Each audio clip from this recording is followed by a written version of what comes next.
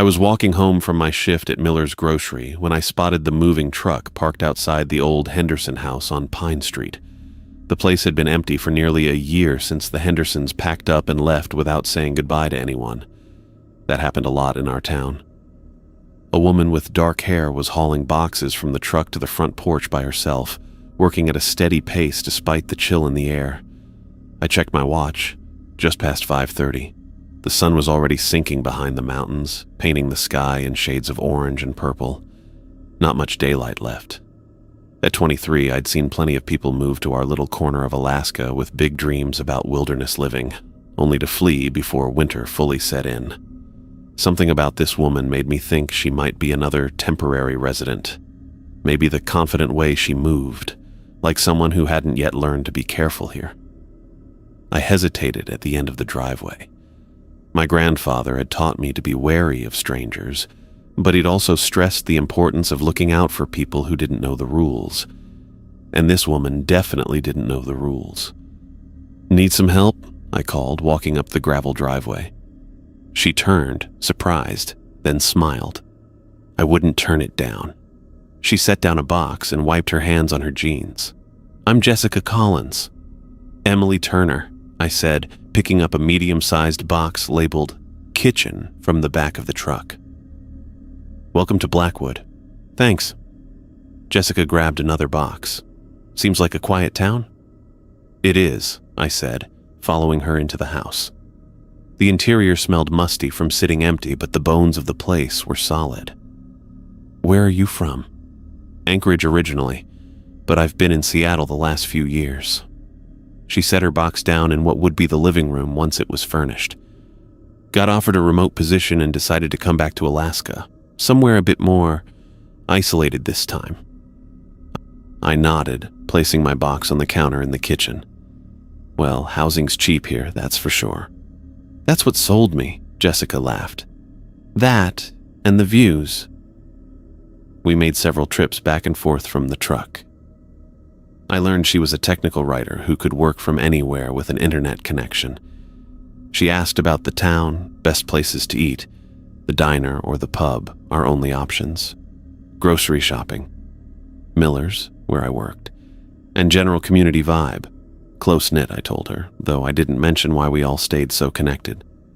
As we unloaded, I kept glancing at my watch. Just after 6 now. The daylight was fading fast. "You seem in a hurry," Jessica commented as we carried in a small bookshelf together. "Not exactly," I said, trying to sound casual. "It's just getting dark soon." "And?"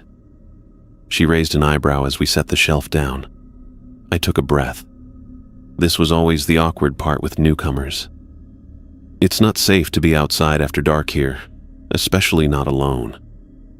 Jessica laughed, the reaction I expected. "Bears? Wolves?" "Something like that," I said, not wanting to get into specifics. Nobody ever believed the specifics anyway. "We have a rule in town. Everyone inside by 7, doors locked, windows shut." "A curfew?" Her tone was amused. I didn't realize I was moving to a town with a curfew. "It's not official or anything, just something everyone does." I grabbed another box from the truck. The temperature was dropping as the sun sank lower. "You'll want to finish unloading quickly." Jessica shook her head, still smiling. "I'm not afraid of a little Alaska wilderness. I grew up here, remember?" "Anchorage is different," I said, trying not to sound pushy. "Our town has specific challenges." "Like what?"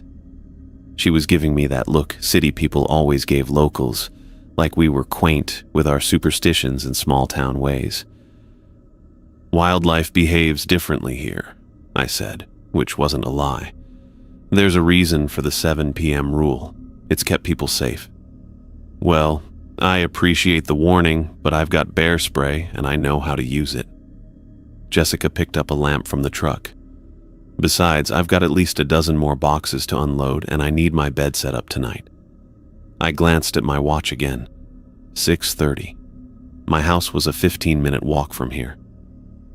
"I could come back tomorrow morning to help," I offered. "First light."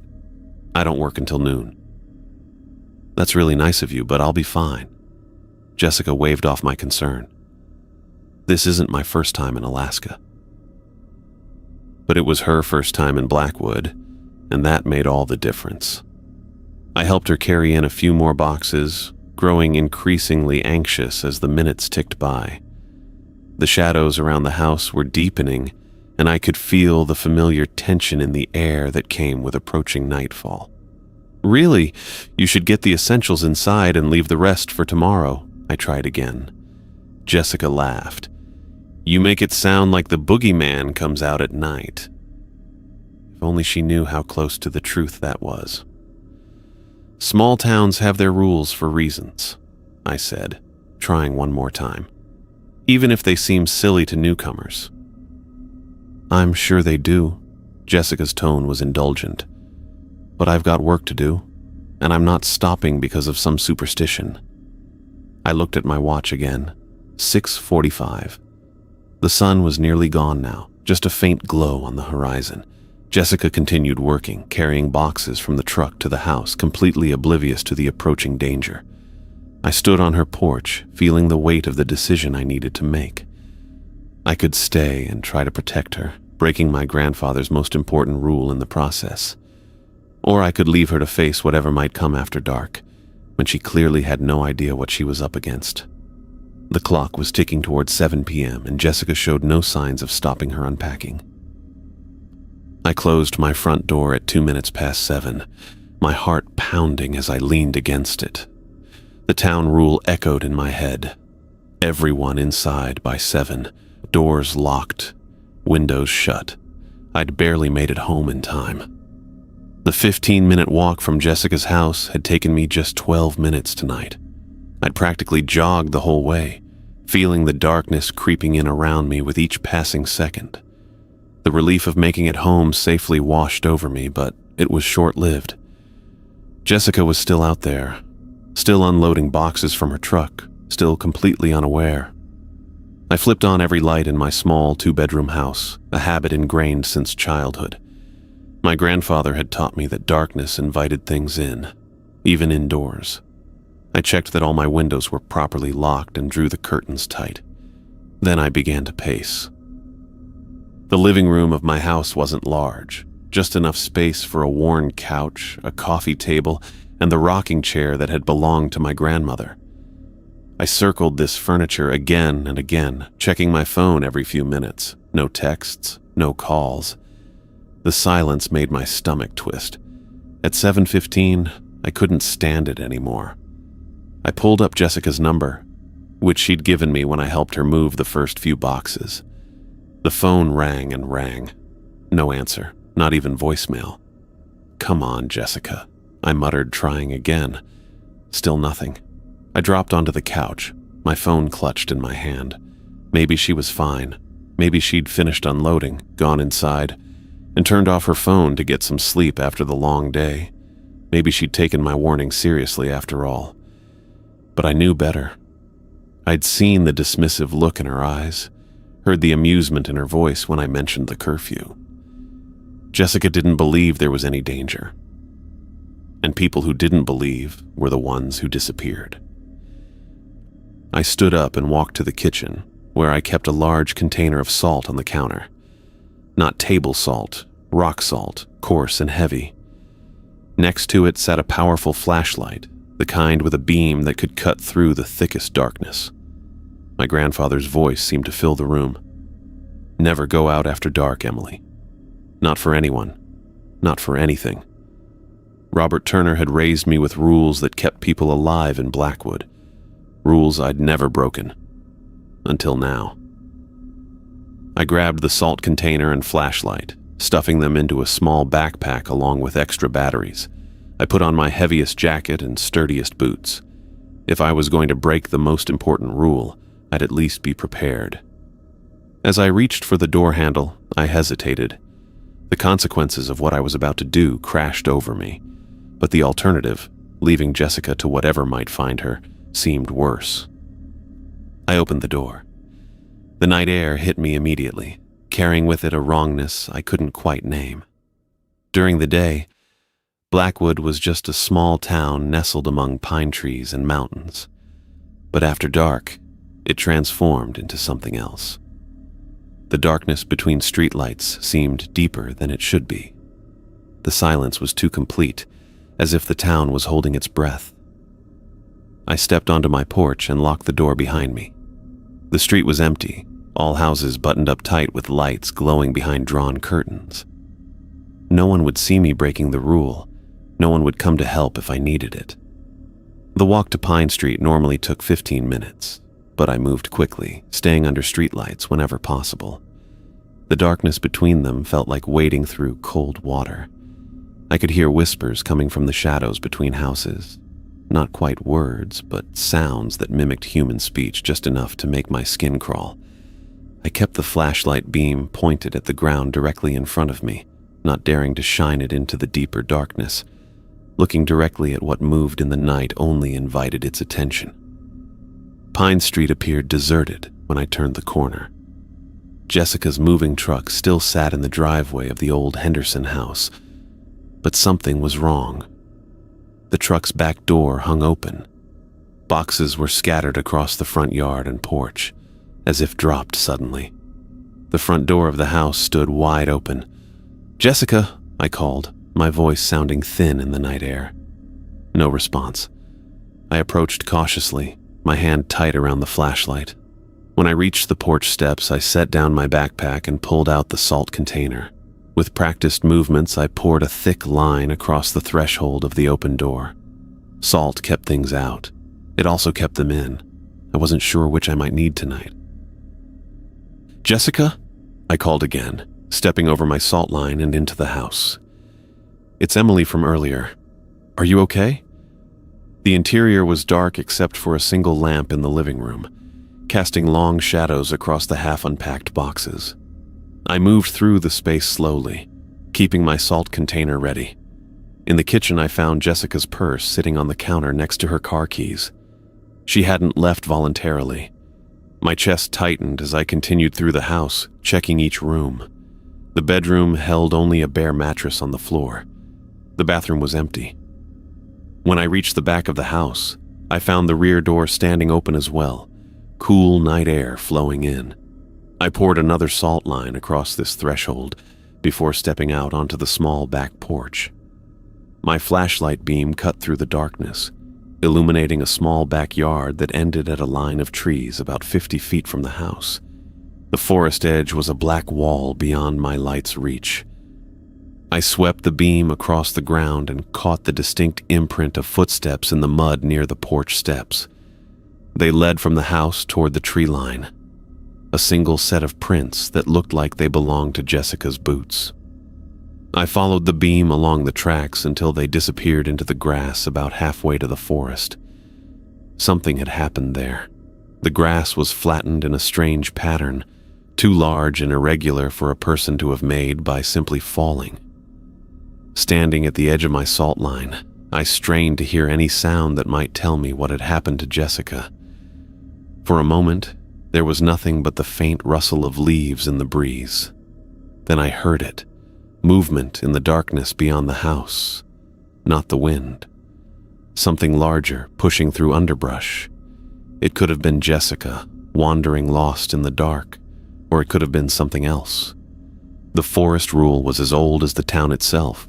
Never enter the woods after sunset. Even during daylight, never go alone.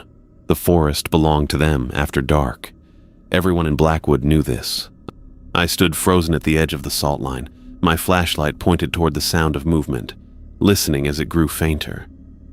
Jessica was out there somewhere, possibly heading deeper into the forest, and I had to decide whether to follow. I dragged myself back home after midnight, my boots heavy with mud and fear.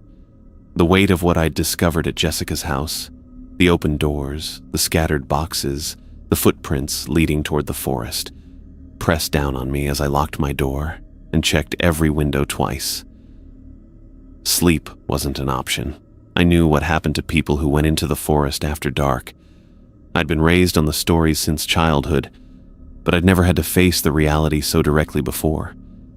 Usually the townspeople who disappeared were those who broke the rules knowingly or newcomers who hadn't been properly warned. Jessica had been warned. She just hadn't believed. I called the state police at 12:15.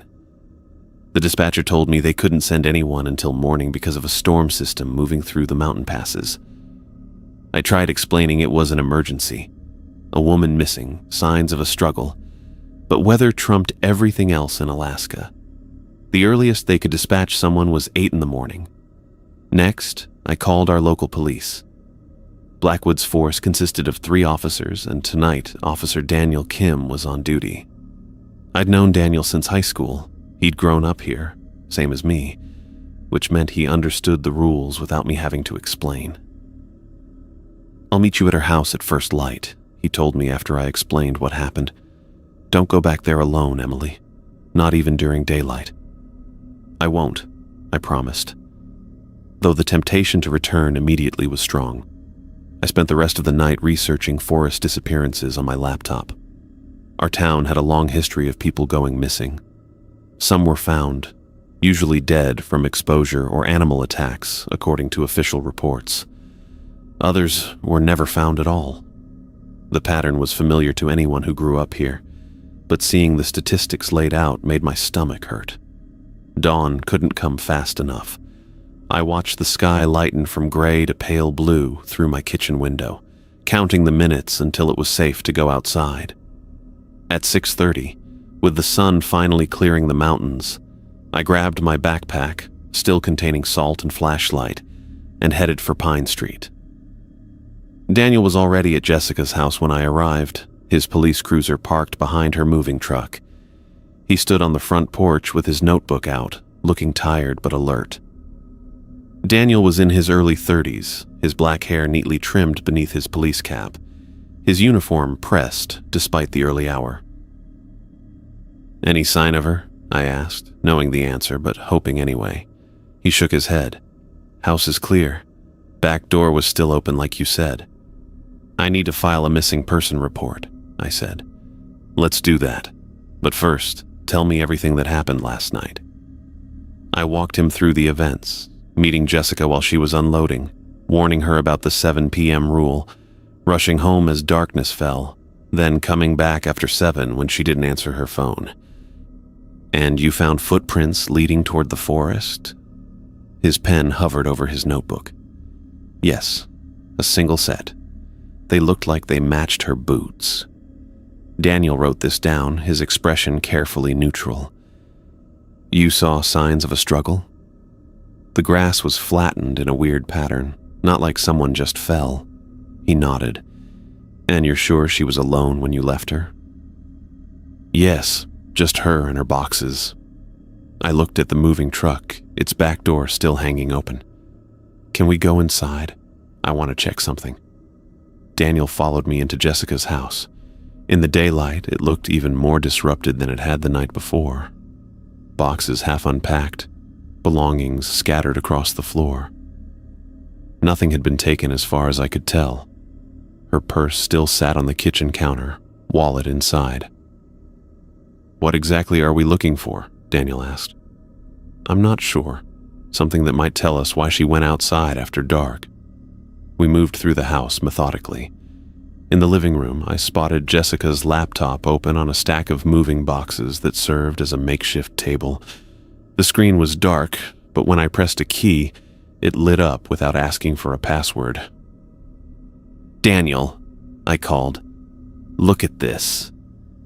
He came over as I scrolled through Jessica's browser history. Dozens of searches about Blackwood, our town's history, local folklore, missing persons cases. She'd been researching us before she even arrived. "She knew," I whispered. "She knew about the disappearances." "But not what caused them," Daniel said, his voice tight. "Otherwise, she wouldn't have gone out after dark." I clicked on a folder on her desktop labeled Blackwood Research. Inside were PDF files of newspaper articles, forum discussions, and personal accounts of strange occurrences in our town. Jessica had organized them by date, going back decades. "She wasn't just moving here," I said, the realization dawning on me. She was investigating us. Daniel leaned closer to the screen. Check that folder, missing persons. I opened it to find 7 subfolders, each labeled with a name. The first was Alex Murphy. I recognized the name immediately. Alex had disappeared 3 years ago after breaking curfew. He'd gone to the edge of the forest to smoke, a habit he hid from his parents, and never returned. The other 6 names were also familiar, all people who had gone missing in Blackwood over the past decade, all cases that officially remained unsolved. There's something else, I said, noticing a stack of printed papers beside the laptop. I picked them up and found Jessica's handwritten notes in the margins. Most were questions or connections she was trying to make between cases. One phrase appeared repeatedly: the collectors. Have you ever heard of that? I asked Daniel, pointing to the words. He shook his head. Not by that name. I continued reading. Jessica had made notes about doppelgangers and people who look like missing residents but act strangely. On one page she'd written, "Town rule, trash, protection from collectors." My hands went cold. Jessica hadn't just been researching folklore. She'd been getting close to the truth. Daniel, I said slowly, how much of this makes it into official police reports? He was quiet for a long moment, his eyes on the papers in my hands. Finally, he sighed and took off his cap, running a hand through his hair. None of it, he admitted. We write up the disappearances as standard missing persons cases, sometimes as probable hiking accidents or animal attacks if we find remains. You've been covering it up. What choice do we have? His voice had an edge I hadn't heard before. You think the state police would believe the truth? You think any outside authority would accept what's really happening here? He was right, of course. I'd tried telling a summer camp counselor about the rules when I was 12. She'd laughed it off as small-town superstition. She disappeared 3 weeks later. The disappearances are getting worse, Daniel continued, lowering his voice though we were alone in the house. More frequent. Before, it was maybe one person every few years. Now it's 1 or 2 a year.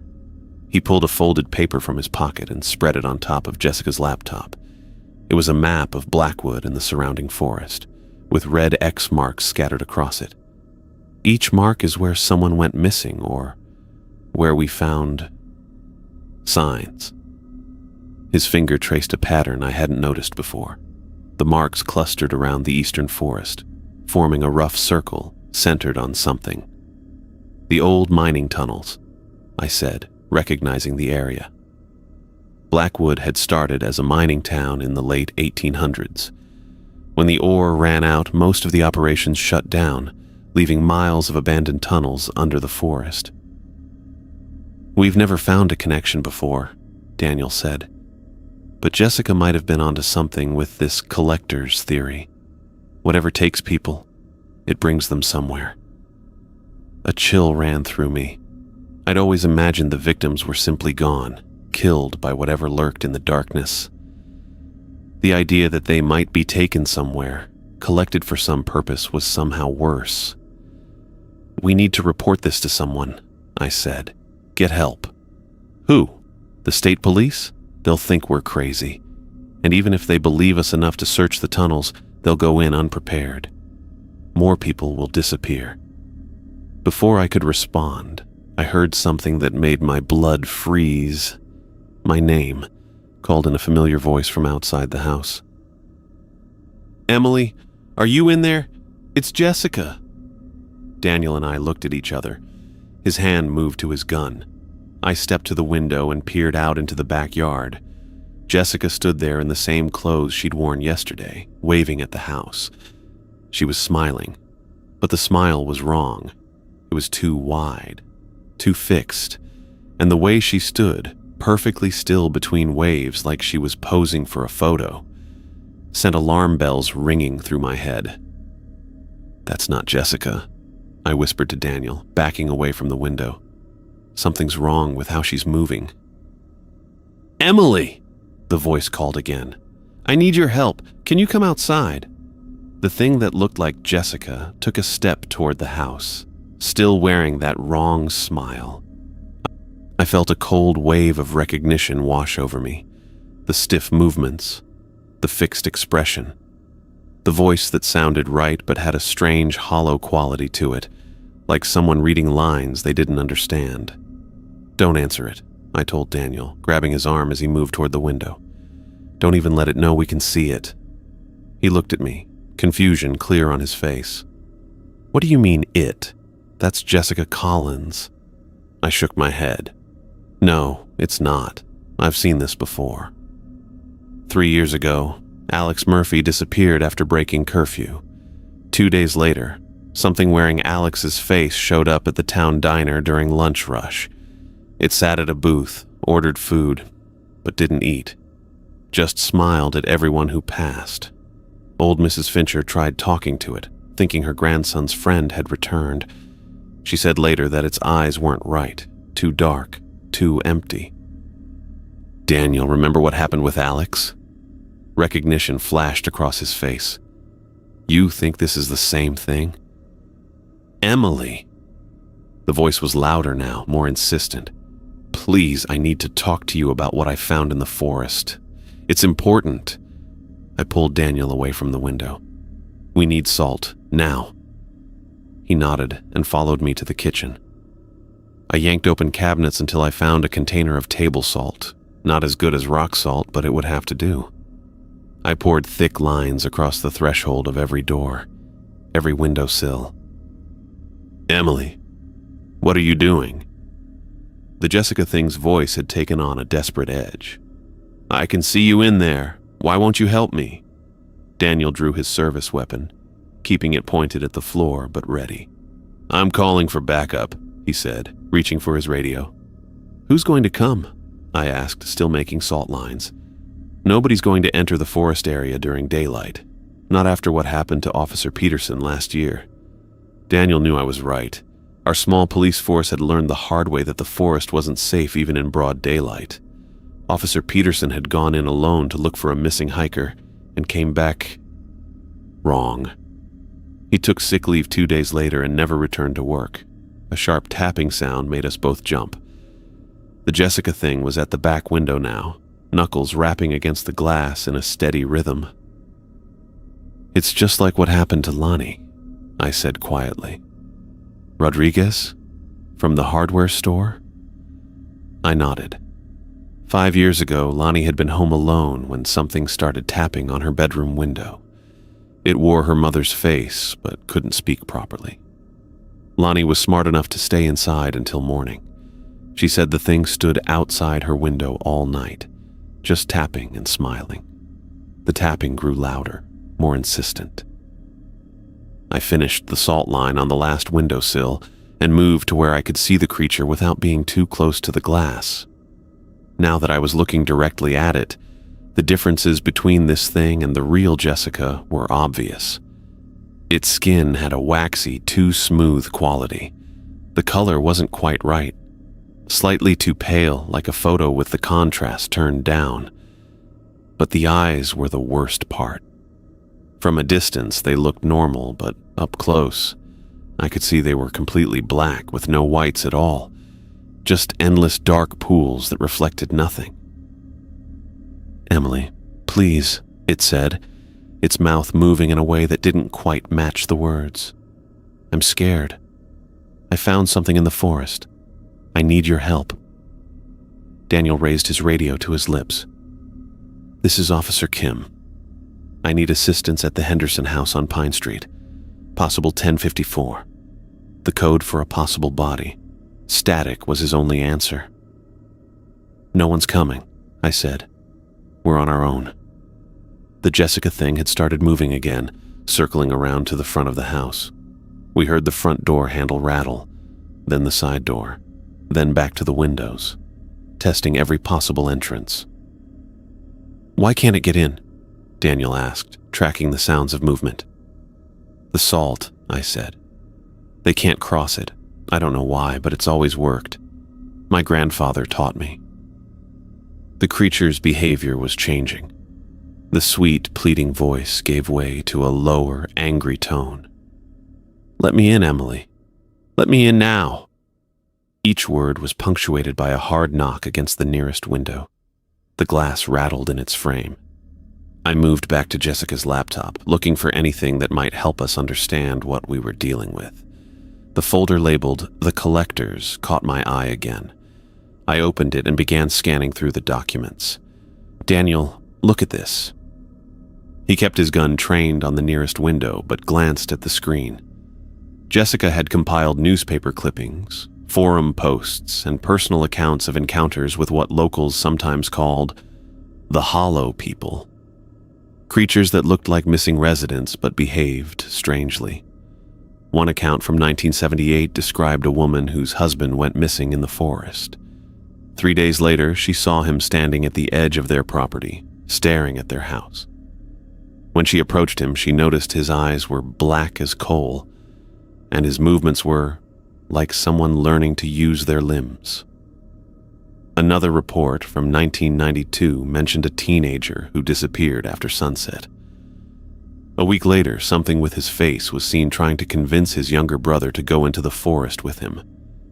Pattern after pattern emerged from Jessica's research. People would go missing, usually after breaking the sunset rule. Days later, something wearing their appearance would return, trying to lure others away. And then I found it, a map of the old mining tunnels that ran beneath the eastern forest. Jessica had marked locations where people had disappeared, creating a cluster of X's around the main entrance to the abandoned mine. Next to the map, she'd written, "Are they kept somewhere inside? Still alive?" The thought hit me like a physical blow. What if the real Jessica was still alive? What if all the missing people were? "They're taking people to the mines," I said, pointing to the map. "Jessica figured it out. That's why she went out after dark. She wanted proof." The banging on the windows had stopped. An eerie silence fell over the house. Daniel and I exchanged glances, both wondering what the creature was doing now. "Officer Kim," a voice crackled over Daniel's radio, making us both jump. "This is dispatch. Be advised we cannot send backup to your location until road conditions improve. Status report requested." Daniel pressed the talk button. "Situation contained for now. Possible 1056. Person acting erratically. Copy that. Maintain position. Additional units when available." I turned back to the laptop, searching for more information.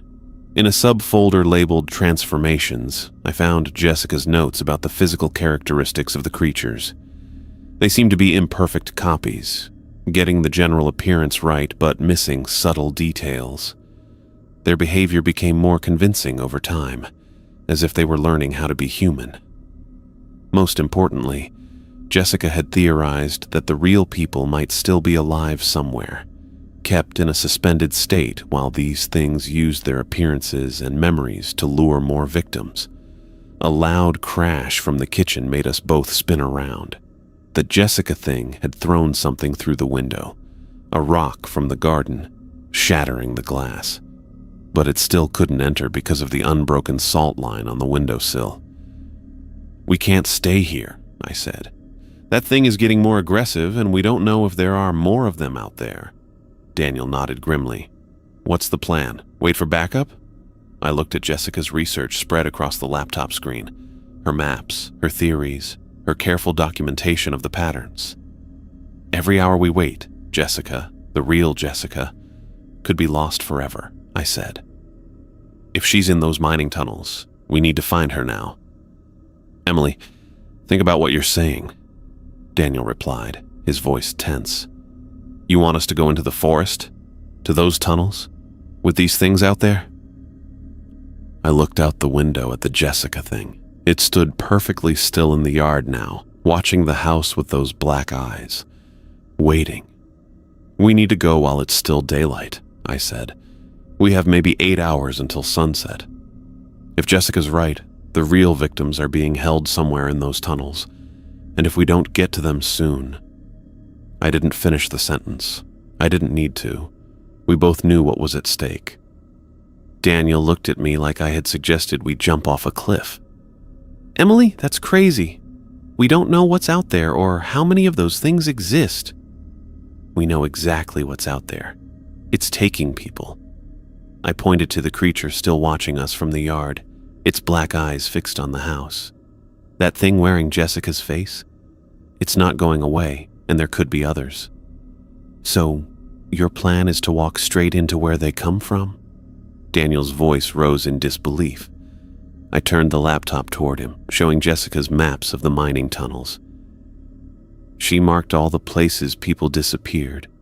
They cluster around the old mine entrance. That can't be coincidence. Daniel ran a hand across his face.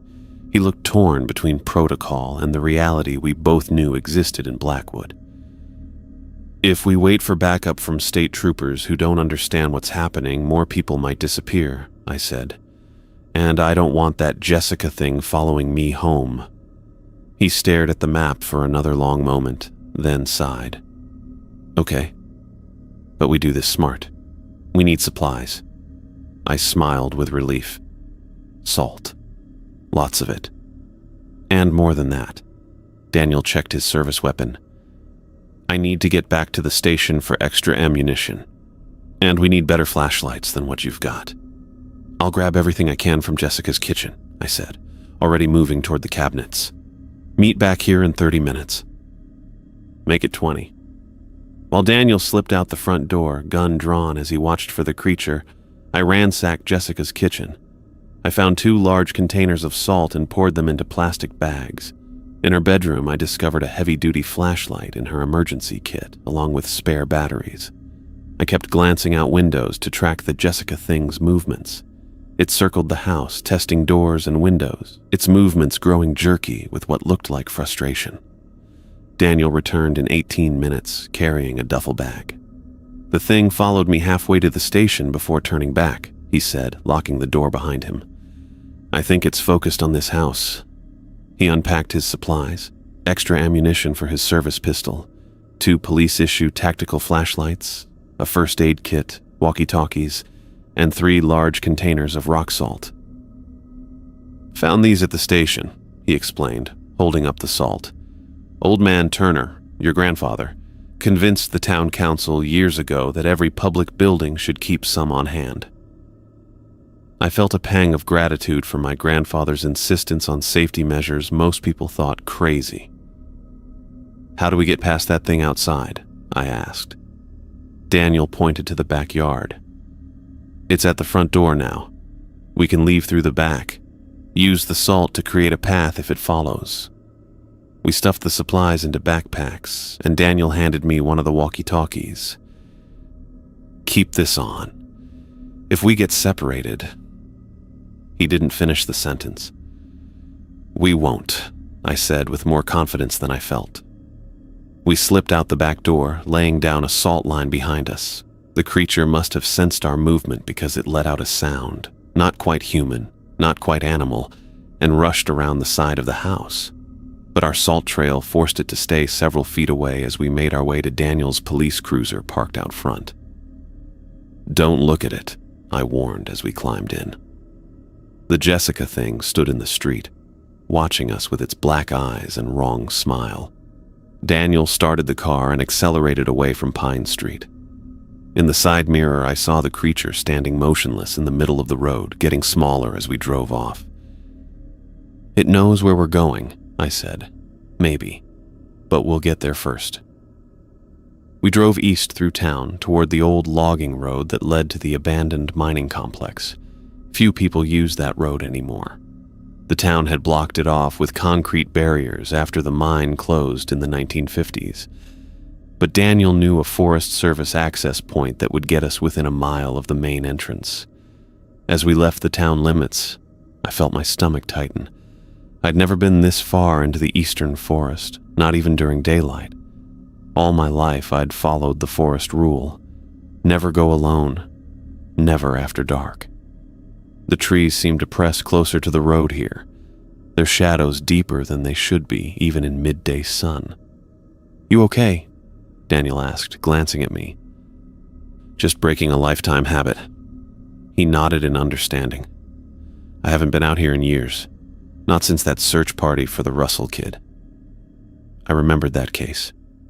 A 12-year-old boy who'd gone into the forest on a dare and never came back. The search party found nothing. Not even tracks. Daniel parked at the end of a narrow dirt road marked Forest Service personnel only. From here, we'd have to continue on foot. The mining complex was about a 15-minute hike through dense forest, according to Jessica's map. We checked our supplies one last time. Daniel holstered his gun but kept his hand near it as we started walking. The forest felt wrong. That was the only way I could describe it. The bird sounds were too sparse, the air too still. Even the smell was off, like wet earth but with something sharp and metallic underneath. There, Daniel pointed ahead after we'd walked about 10 minutes. A concrete structure emerged from the hillside, the modern entrance to the old mining tunnels built over the original wooden one when the company shut down operations. The heavy metal door that should have sealed the entrance hung open, its lock broken long ago. Recent footprints marked the dirt around it, coming and going in no clear pattern. Someone's been using this regularly, Daniel said, kneeling to examine the tracks. Not someone, I corrected. Something. We clicked on our flashlights and stepped into the tunnel mouth. The air grew colder immediately, carrying the smell of damp stone and something else I couldn't identify. The main passage sloped downward, railway tracks still embedded in the floor, though the metal had rusted to a deep orange. Our lights revealed walls supported by old wooden beams, many sagging under decades of pressure. Parts of the ceiling had collapsed, creating debris piles we had to climb over. "Watch your step," Daniel warned as loose rocks slid under our feet.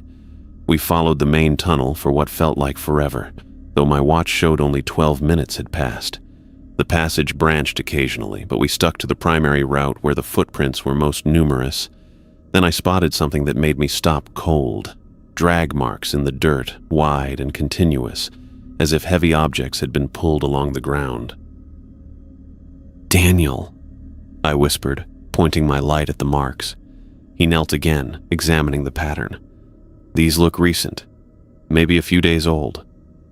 "Bodies?" He nodded grimly. "Probably." The thought of Jessica being dragged through these dark tunnels made my skin crawl. We continued forward, following both footprints and drag marks deeper into the earth. The main tunnel eventually opened into a larger area, some kind of loading station where mining carts would have been filled. Old equipment lay scattered about, rusted beyond recognition. 3 smaller tunnels branched off from this chamber. "Which way?" Daniel asked. I was about to suggest we check each tunnel when I heard it. A voice, faint but clear, coming from the leftmost passage. "Help! Somebody help me!" It was Jessica's voice. Daniel and I exchanged glances. After seeing the thing with Jessica's face at her house, we both knew this could be another trap. "We go carefully," he said, drawing his gun. The left tunnel narrowed quickly, forcing us to walk single file. The drag marks were more pronounced here, cutting deep lines into the packed dirt floor. Water dripped somewhere ahead, creating a steady rhythm like a broken clock. The voice came again, closer this time. "Is someone there? Please help." We emerged into another chamber, this one larger than the loading station. Our flashlight beams couldn't reach the far walls or ceiling, creating the impression of standing in an endless void. But what they did illuminate made my blood freeze.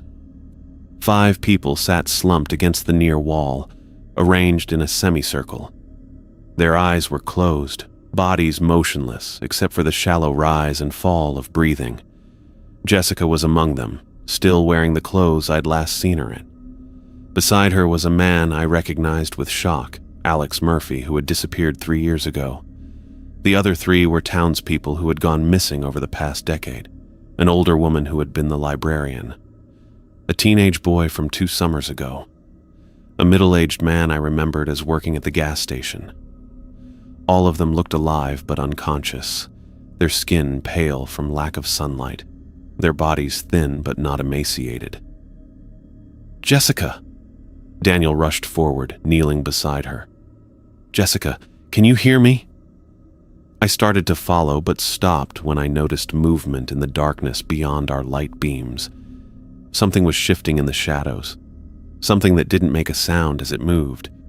"Daniel," I hissed, "we're not alone." I unslung my backpack and pulled out the salt containers. With shaking hands, I began pouring a thick line in a circle around the 5 captives and Daniel, moving as quickly as I could. "They won't wake up," Daniel said, checking Jessica's pulse, "but they're alive, all of them." As my salt circle neared completion, the shadows at the edges of the chamber seemed to deepen. I heard a sound like fabric dragging across stone, then another that resembled whispers just below the threshold of understanding. "Hurry!" Daniel urged, drawing his gun again and pointing it toward the darkness. I finished the salt circle just as the first of them emerged into our flashlight beams. It wore Alex Murphy's face, but wrong, the features too perfect, too symmetrical. Behind it came another wearing the librarian's appearance, then one with the gas station attendant's face. Each moved with that same unsettling stiffness I'd seen in the Jessica thing at the house. More shapes appeared behind them. Dozens of them, each wearing the face of someone who had gone missing in Blackwood over the years. Some I recognized from old photographs or missing person flyers. Others were strangers to me. "Oh God," I whispered. "They've been doing this for decades." The creatures stopped at the edge of our light, forming a loose circle around us. Each had those same black eyes, empty pools that reflected nothing, not even our flashlight beams. One stepped forward, the false Jessica. Its mouth opened in that too wide smile. "Emily," it said in Jessica's voice, though the sound seemed to come from everywhere at once. "You shouldn't have come here." Another spoke, this one wearing Alex's face. "This place isn't for you." The voice was Alex's, but overlaid with something else. A second voice speaking the same words a fraction of a second later. Then they all began speaking, a cacophony of familiar and unfamiliar voices, some overlapping, some finishing each other's sentences. "You belong up there. In the light. We belong down here. In the dark. With our collection." The false Jessica took another step toward our salt circle, but now you can join them. It reached out a hand toward the salt line, not touching it but hovering just above. The other creatures did the same, surrounding our circle completely, testing for weaknesses. Daniel kept his gun trained on the false Jessica, though we both knew bullets probably wouldn't stop these things. "What do they want?" he whispered to me. I stared at the 5 unconscious people behind us, then at the dozens of creatures wearing human faces, and the horrible truth clicked into place. "They're collecting," I said, "taking people and copying them somehow, using their forms to get more victims." The creatures had completely surrounded our salt circle now. They began moving slowly around it, maintaining perfect distance from the barrier. Their black eyes never blinked. Their movements grew more fluid as they circled, as if they were learning to move better just by watching us. "Emily Turner," several voices said at once. "We've been waiting for you to break the rules." The creatures continued their slow circle around us, their movements becoming more fluid with each rotation, as if they were learning from watching us. Their black eyes never left us as they tested the salt line for any break or weakness. I clutched the nearly empty salt container to my chest, watching as one of the creatures, the false Alex, reached toward our barrier. Its hand hovered just above the white granules, not quite touching. A low hiss escaped its mouth when it got too close. "They can't cross it," I whispered to Daniel, "but I don't know how long it will hold them back." Daniel knelt beside Jessica, checking her pulse again. "We need to wake them up. If we can get them moving, we might have a chance to escape."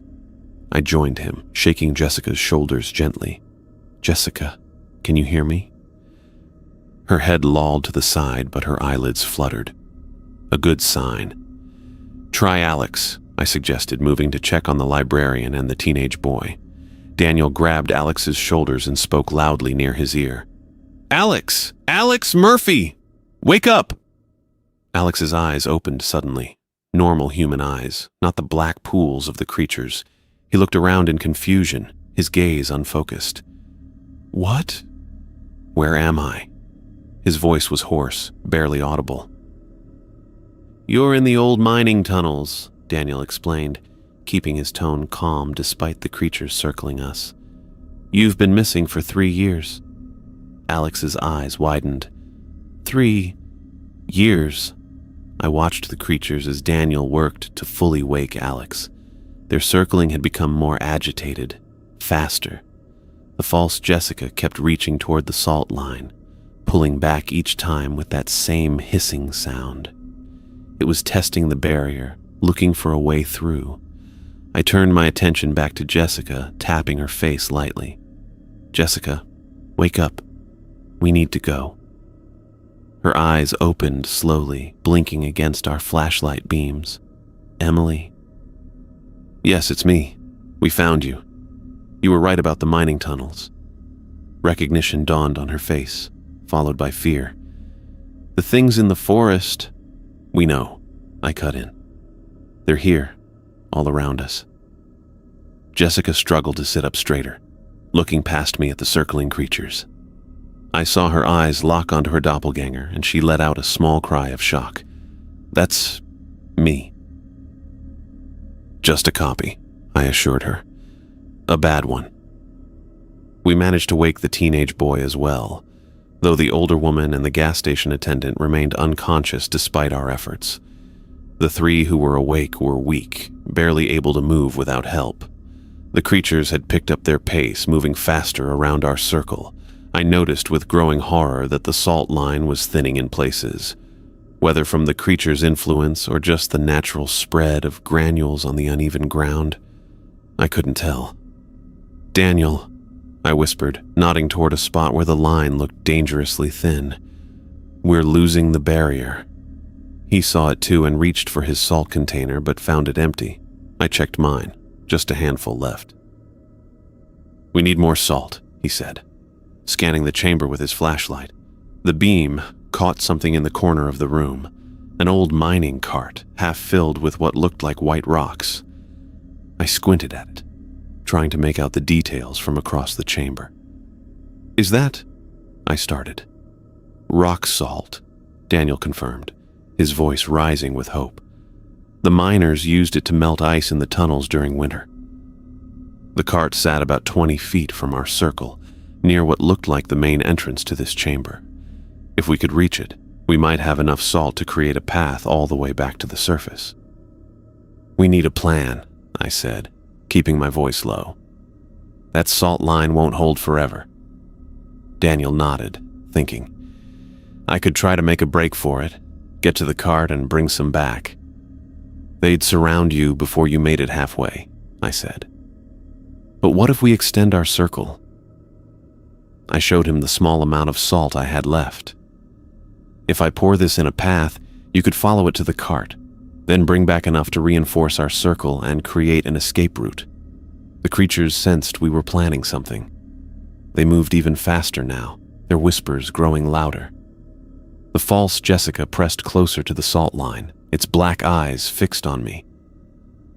"Don't leave us," Alex pleaded weakly. "We'll be right back," Daniel assured him. "Just stay inside the circle." I took a deep breath and began carefully pouring a thin salt line from our circle toward the cart, trying to make my limited supply stretch as far as possible. The creatures followed my movement, gathering on the side where I was working. "Ready?" I asked Daniel when the line extended about 5 feet from our circle. He drew his gun and nodded. "Go." I continued pouring, walking backward slowly, while Daniel followed right behind me, keeping his weapon trained on the nearest creatures. They hissed and backed away from the extending salt line but kept pace with us, looking for any gap.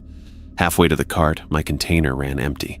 I shook the last few granules onto the ground, creating a line that almost reached the cart but fell short by about 3 feet. "I'm out," I whispered to Daniel. Without hesitating, he handed me his gun and pulled off his uniform shirt, revealing a white undershirt beneath. He twisted the shirt into a rope-like shape and tossed one end across the gap, landing it in the mining cart among the rock salt. "Pull some onto the shirt," he instructed. I tucked the gun into my waistband and reached out, carefully tugging on the shirt to gather rock salt onto the fabric. When I pulled it back, a trail of white granules fell across the gap, completing our path to the cart. "That worked," I grinned at Daniel, handing back his gun. We reached the cart, which held more rock salt than I dared hope for, enough to create a secure path back to our trapped companions and potentially all the way to the surface. "You get the others," Daniel said, already scooping handfuls of rock salt. "I'll block these things in." I nodded and started laying down a thick salt line back to our circle, where Jessica, Alex, and the boy watched with wide eyes. The creatures grew more agitated as they realized what we were doing, moving faster and making those awful whisper sounds that almost formed words. When I reached the circle, I poured a heavy line around it, reinforcing the barrier.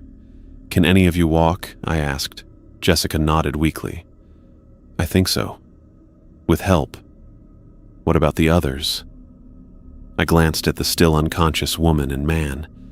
Alex looked at them sadly. "They haven't moved since I've been awake."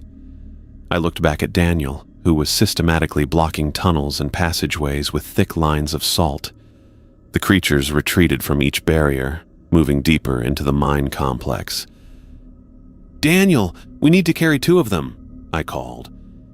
He jogged back to us, pockets and hands full of rock salt. "I've blocked the 3 main tunnels. They're trapped deeper in the complex for now." Together, we helped Jessica, Alex, and the boy to their feet. They were unsteady, but determined. Daniel lifted the unconscious woman in a fireman's carry, while I struggled with the gas station attendant, managing a clumsy but effective hold. "Follow the salt line," I instructed the others. "Don't step off it, not even an inch." We moved slowly down the main tunnel toward the surface. Behind us, the creatures began making new sounds, not whispers anymore, but high-pitched shrieks that bounced off the stone walls. The noise grew louder as we continued our escape, as if they realized we were taking their collection. "Faster," Daniel urged, adjusting the woman on his shoulders. "I don't think they'll stay trapped for long." We shuffled along as quickly as our weakened companions could manage. Jessica kept stumbling, but Alex held her up, showing surprising strength for someone who'd been captive for 3 years. The tunnel sloped upward, making our progress even slower. My arms ached from carrying the unconscious man, but I pushed through the pain. Daylight appeared ahead, a pale glow at the end of the main shaft. "Almost there," I encouraged everyone. "Just a little further." A particularly loud shriek echoed through the tunnels, closer than the others. I glanced back and saw movement in the darkness behind us. "They're coming," I gasped. "Daniel, we need more salt." He was already pulling more from his pockets, awkwardly creating a thicker line behind us with one hand while supporting the woman with his other arm. The creatures came into view, 3 of them moving together, including the false Jessica. They stopped at Daniel's fresh salt line, shrieking in what sounded like rage. We finally reached the mine entrance, practically spilling out into the sunlight. I laid the gas station attendant on the ground, my arms shaking from exertion, and turned to help the others.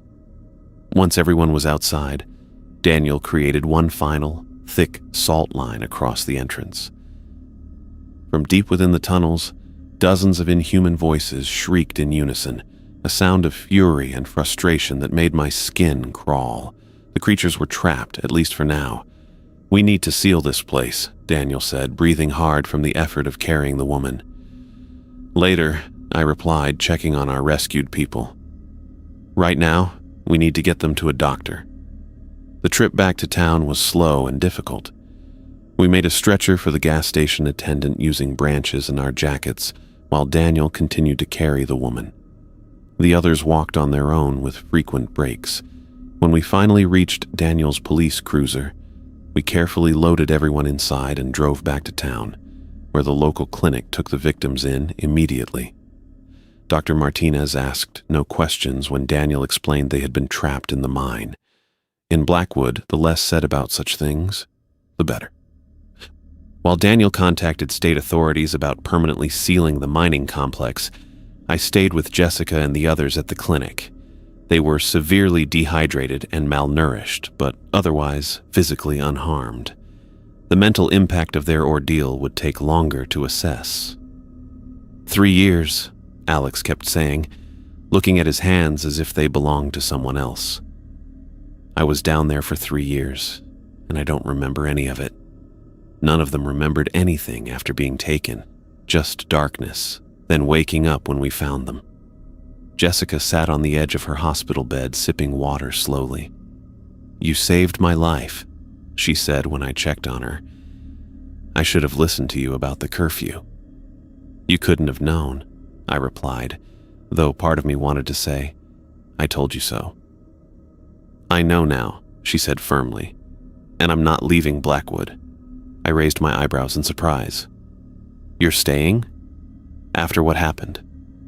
She nodded.